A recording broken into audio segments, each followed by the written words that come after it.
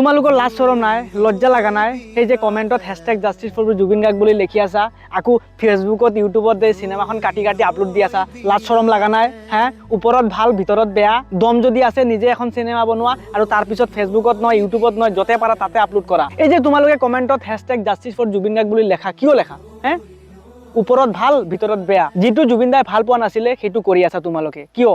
কণ্টেণ্টৰ অভাৱ পৰিছে তোমালোকৰ? হা, যদি কণ্টেণ্টৰ অভাৱ পৰিছে তে মোক কোৱা, মই তোমালোকক কণ্টেণ্ট দিম। ইমান বাৰ কোৱাৰ পাছতো যে জুবিন দাৰ আমাৰ লাষ্ট চিনেমাখন তোমালোকে প্ৰাইভেচি নকৰিব আৰু সেইটো কি কৰি আছা তোমালোকে ইউটিউবত ঘণ্টাকে তোমালোকে পোষ্ট কৰি আছা। কিয়? খাই কাম পোৱা নাই?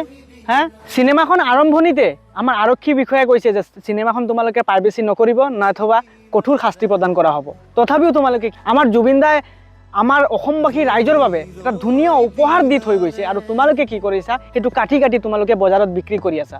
কিয়? তোমালোকে কি ভাবি আছা খালি পোষ্টবিলাক কি তোমালোকে কৰিব পাৰা, বেলেগে কোনে কৰিব নোৱাৰে?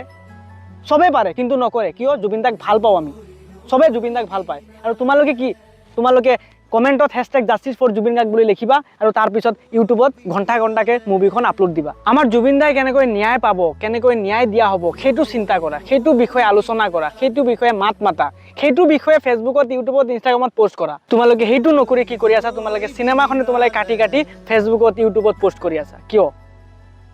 এনেকুৱা নকৰিব প্লিজ। ৰই ৰই বিনালে